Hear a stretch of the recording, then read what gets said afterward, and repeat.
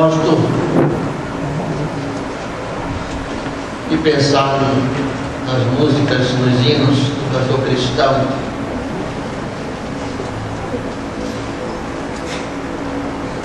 como poesia.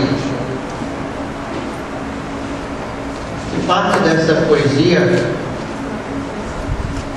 foi escrita por uma deficiente visual, Patrick Crosby. Escreveu, creio que, mais de 40 hinos do nosso cantor. E há um poema traduzido pelo pastor Salomão mesmo. Foi um judeu polonês que se converteu, veio ao Brasil como missionário. Uma das formas que ele teve de doutrinar o povo foi através da música, através dos hinos. Isso foi algo por motivo de uma tese de mestrado e doutorado, se não estou equivocado, na USP. Mas o pastor Ginsburg foi missionário no Brasil, início do século XX, final do século XIX, início do século XX. Ele, de certa forma, evangelizou, trabalhou no doutrinamento dos meus bisavós. Ele era um homem cordato, ele era um gênio, até um ponto, diz a história, que um matador, que depois morreu convertido na penitenciária de Recife, foi contratado para matar o pastor Salomão.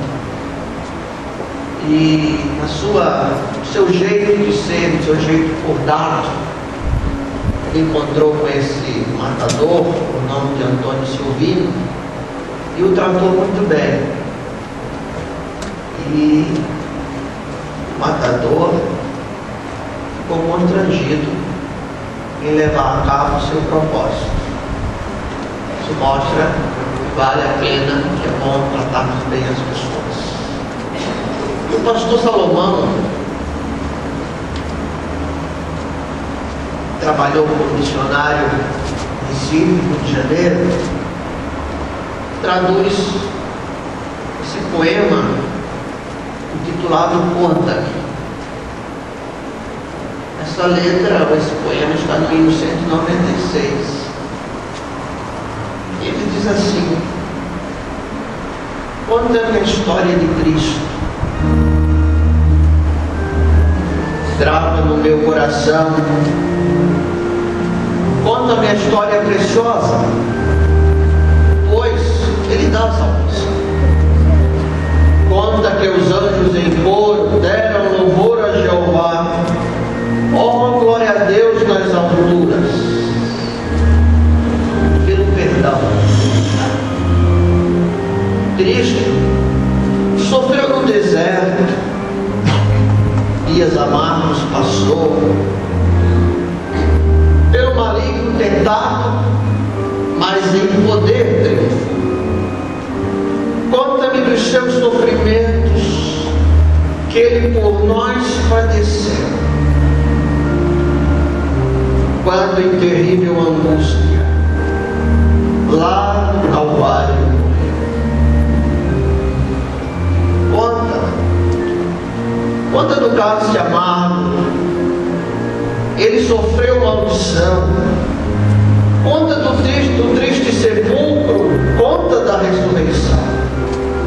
Ó grande amor indizível, graça e favor divinal, santos louvores cantemos ao Salvador eterno. Fanny foi uma excelente letrista. Sua poesia revela a comunhão que ela tinha com o Pai. E este hino é ao mesmo tempo um convite para ouvirmos a história de Cristo, mas também um convite para contarmos a história de Cristo. Quando Paulo escreve à igreja em Corinto, orientando a respeito da celebração da ceia, lá no versículo 26 do capítulo 11, versículo 26 do capítulo 11, nesse texto Paulo dá uma série de instruções, ou passa uma série de instruções, dizendo que ele está partilhando conosco aquilo que também recebeu do Senhor. E esse texto que eu vou ler para os irmãos, no capítulo 11, verso 26, é o texto que trata do caráter proclamativo da ceia do Senhor, ou daquilo que chamamos de caráter querimado da ceia do Senhor. Isso, particularmente para mim, é um grande empecilho para que se pratique ceia ultra restrita, que a ceia traz também no seu contexto o aspecto evangelístico. Diz assim o versículo 26: porque todas as vezes que comerdes deste pão e beberdes do cálice, estareis anunciando a morte do Senhor até que ele venha. O apóstolo Paulo nos dá a certeza de que Jesus voltará. O texto diz isso. Mas ele diz também o nosso compromisso em anunciarmos essa morte. Por quê? Porque essa morte ela traz o bojo do Evangelho, que é o poder de Deus para a salvação do Evangelho. Quando falamos da morte de Cristo, em primeiro lugar,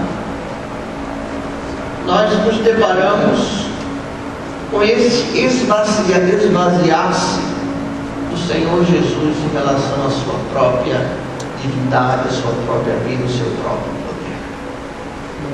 Quando eu falo de morte de Jesus, eu trago à minha memória aquilo que está lá em Filipenses, capítulo 2, versículos 5 a 9, 5 a 8. Diz assim: tende em vós o mesmo sentimento que houve também em Cristo Jesus, o qual, subsistindo na forma de Deus, não considerou ser igual a Deus coisa que se devia aferrar. Eu gosto muito dessa expressão. Às vezes tem dificuldade em adotar outros textos bíblicos, porque eu geralmente vou lá em Filipenses. Que essa ideia é que Jesus tinha o direito de se agarrar com unhas e dentes, de se aferrar àquilo que seria sua própria divindade, aquilo que seria sua própria igualdade com Deus, com essa palavra de Deus, que ele não considerou ser igual a Deus, coisa que se devia aferrar, mas esvaziou-se a si mesmo, tomando a forma de servo, tornando-se semelhante aos homens, e achado na forma de homem, humilhou-se a si mesmo, tornando-se obediente até a morte de Cristo. Então, quando eu anuncio a morte de Jesus, eu falo, eu trago à memória a humanidade do sacrifício de Jesus. Ele não precisaria ter passado por isso, mas passou. Quando ele diz: seu meu povo que é partido por vós, isso demonstra o meu povo, simboliza o meu povo. Ele está dizendo: olha, eu me ofereci em sacrifício por você. Então, quando a igreja se reúne para anunciar, através de celebração, a morte de Cristo, ela está trazendo a memória, ela está trazendo ao contexto, na sua proclamação, inclusive: olha, Jesus esvaziou-se a tal ponto de assumir a forma de homem, na forma de homem, foi até a cruz. Esse é o primeiro. Primeira ênfase. Segundo lugar, trazemos à memória que a nossa vida, que a minha vida, que a sua vida, quando eu participo da celebração da ceia do Senhor, e eu sempre penso que é um dos momentos mais solenes do culto. Eu sei que é um momento de festa, mas é um momento também introspectivo. Eu trago à memória o sacrifício que Deus por mim. E durante muitos anos da minha vida eu participei do coral, desde junior. E havia um hino que o coral cantava, ó, fui eu quem pregou Jesus na cruz. Eu preguei Jesus na cruz, os meus pecados. Eu preguei. Os meus pecados seriam suficientes para levar Jesus à cruz. E Pedro diz isso, e serve para a igreja, quando nos deparamos na celebração da ceia, quando anunciamos a morte, a humilhação que Jesus passou. Que interessante que muitos crentes só se aperceberam através do filme de Jesus. Pararam para pensar no que foi ensinado. Mas de certa forma nunca parou para tentar contemplar, porque o tempo não permite muito isso hoje em dia nas nossas vidas. Não temos tempo para meditar, não temos tempo para ficar em silêncio, não temos tempo para ouvir o silêncio, não temos tempo para pensar numa poesia, não temos tempo para meditar numa música, no hino. Mas quando eu trago a memória, e quando a palavra de Deus diz que quando celebramos a ceia do Senhor, estamos anunciando a morte do Senhor, eu estou dizendo, olha, a minha vida, como diz Pedro, sabendo que não foi com coisas corruptíveis como prata ou ouro que eu fui resgatado da minha vã maneira de viver, que por tradição recebi dos meus pais, mas com o precioso sangue, como de um cordeiro, sem defeito e sem mancha, o sangue de Cristo, o qual na verdade foi conhecido antes da fundação do mundo, mas manifesto no fim dos tempos por amor de nós. Então, quando eu penso na humilhação de Cristo, quando eu falo na morte de Cristo, eu penso na humilhação que Ele passou. Você já sofreu humilhação na vida? Já passou humilhação? É difícil, né? Difícil. Esperar ser exaltado. O Estado Filipenses diz que Deus o exaltou, mas ele sofreu humilhação, escárnio, decepção. E a sua morte, como diz Pedro, seu sacrifício foi feito com coisas corruptíveis. É fácil comprar perdão, mas perdão não se compra. Essa foi a grande batalha de Lutero. Perdão não se compra. A palavra de Deus diz que a minha vida é a sua vida. Por isso você tem que pensar seriamente o que você faz com a sua vida. Se você é filho de Deus, se você crê nessa mensagem de redenção e salvação, você tem que pensar seriamente o que faz com a sua vida como cristão, como crente em Jesus Cristo. Porque a palavra de Deus diz que nós fomos comprados com um precioso sangue, como de um cordeiro, sem defeito e sem mancha, o sangue de Jesus. Outro aspecto da palavra de Deus, que a palavra de Deus nos coloca, e eu penso nessa questão da morte de Jesus, é que a morte de Jesus Cristo não é uma mensagem neutra. O Evangelho não é uma mensagem neutra.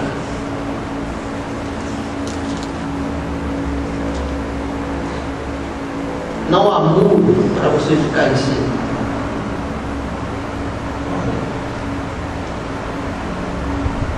Por isso que o Evangelho não tem amigo.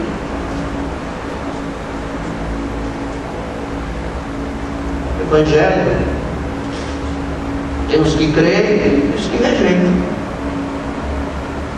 Não é uma mensagem neutra. Quando você chega para alguém falando de Jesus, por isso que a palavra de Deus diz nessa questão, quando trazemos a memória, essa anamnese que Paulo nos convida, e manda que possamos pregar e pensar na morte de Jesus, é que a morte de Jesus, a mensagem da morte de Jesus, não admite neutralidade. Não admite neutralidade. Quando eu fico neutro, eu já estou assumindo uma posição de rejeição. Está lá em João capítulo 3. Lá em João, no Evangelho de João capítulo 3, diz assim: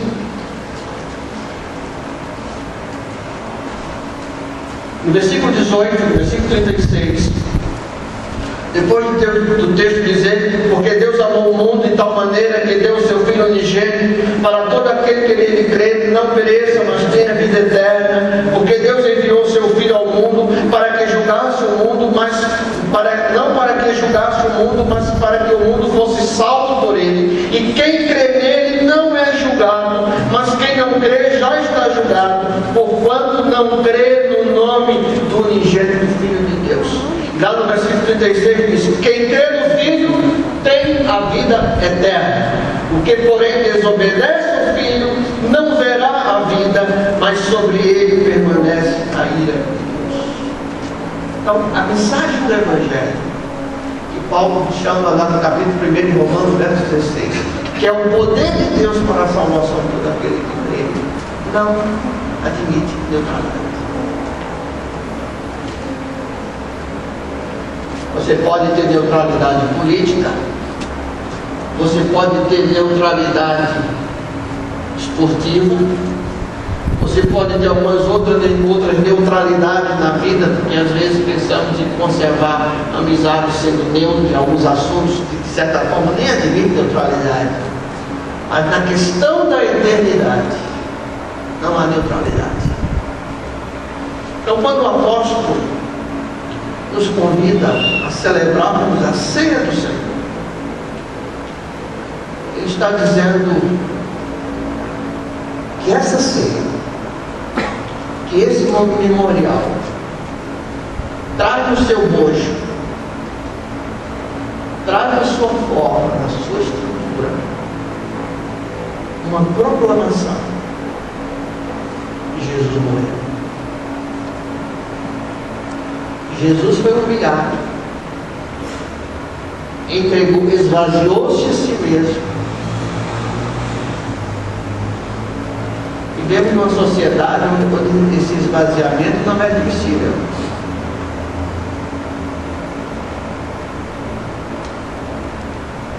Mas ele esvaziou-se, foi para a cruz, nos deu a vida que custou o próprio sangue. A não ser que você não creia nas Escrituras, mas que essa mensagem, esse sacrifício de Jesus, não admite neutralidade.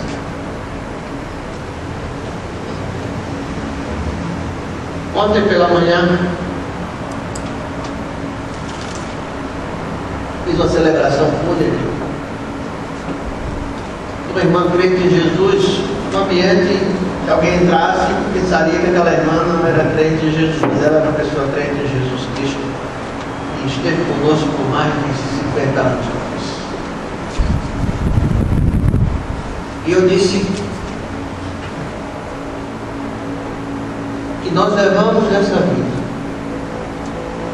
é a vida que levamos com Deus, só.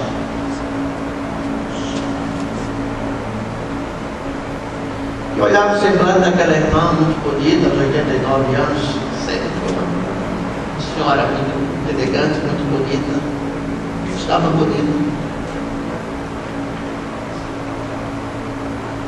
E eu fiquei pensando, daqui a pouco vai ser forte. Conheci seus bens, vivi já 25 anos, eu olhava ali, ela não queria flores, achamos que era apenas uma rosa, assim, os filhos obedeceram. E o que nós levamos nessa vida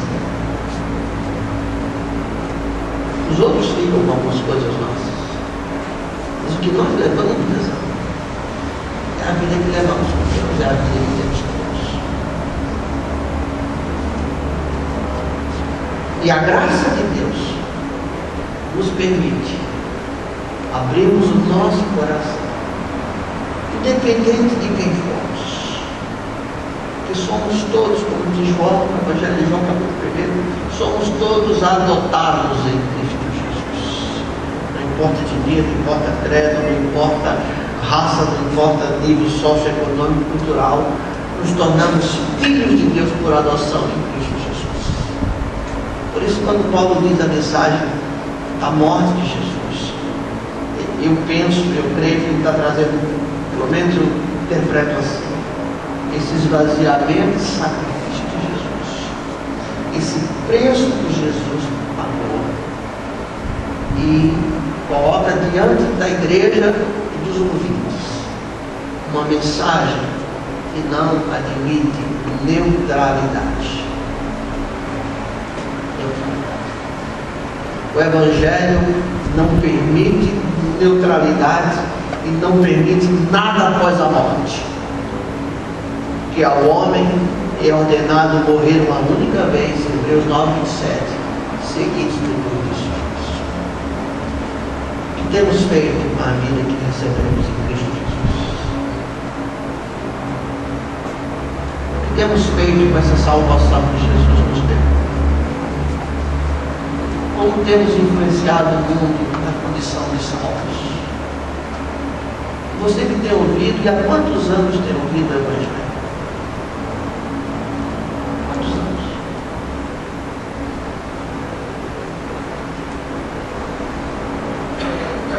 Quantos anos?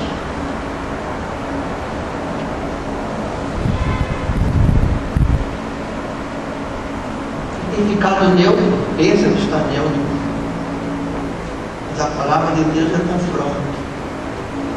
Não há neutralidade. Que não é por Jesus, é contra Jesus. Estou falando de teologia, estou falando de posicionamento de fé na eternidade. Possamos pensar nisso.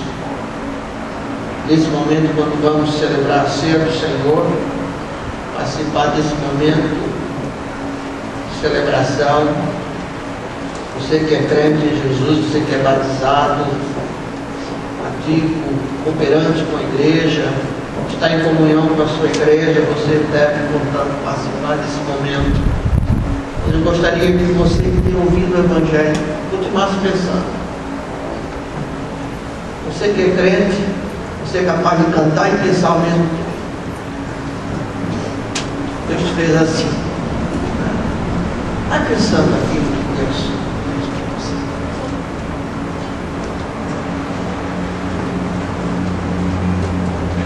Sentados como estamos, vamos sentar. Venham.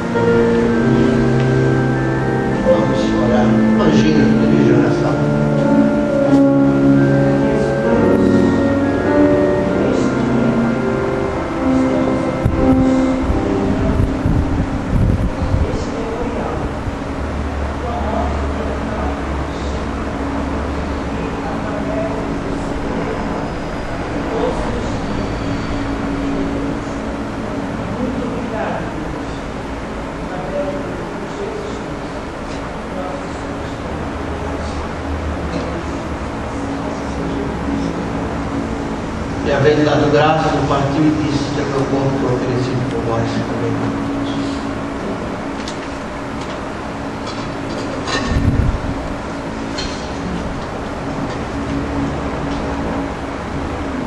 O hino que vamos cantar serve para que possamos pensar o sacrifício de Cristo e a nossa relação com esse sacrifício. Morri na cruz por ti, e fazes tudo. A última estrofe da possibilidade de fé. Eles.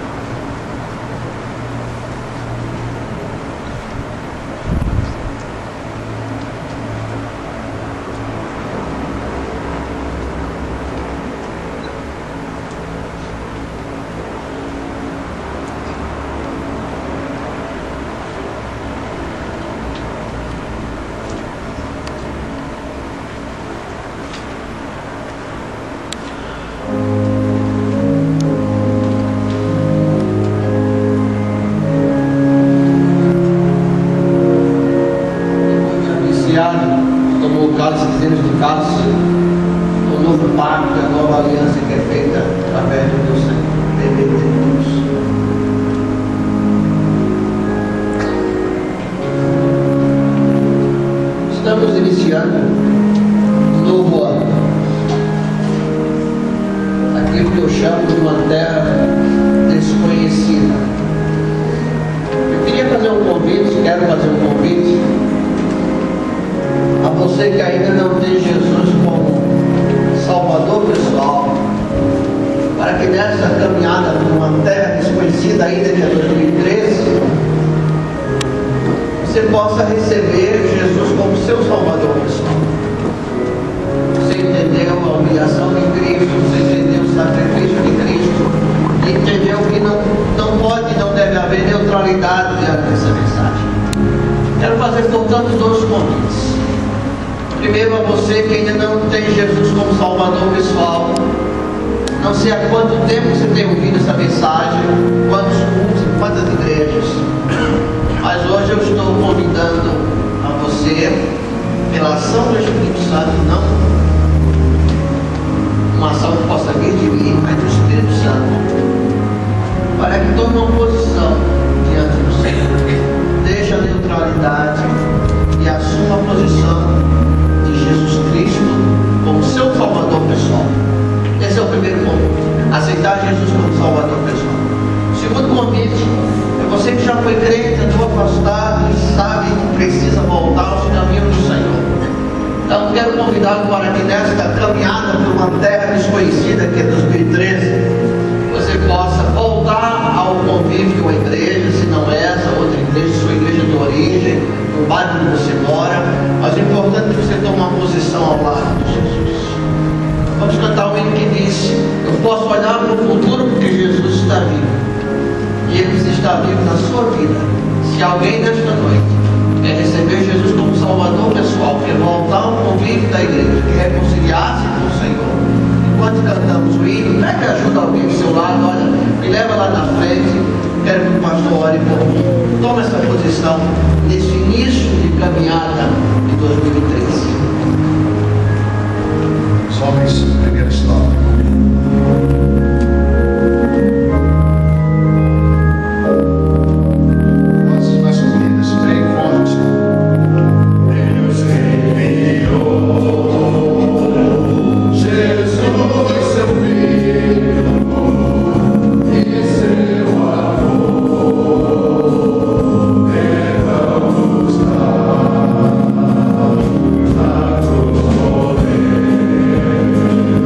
Oh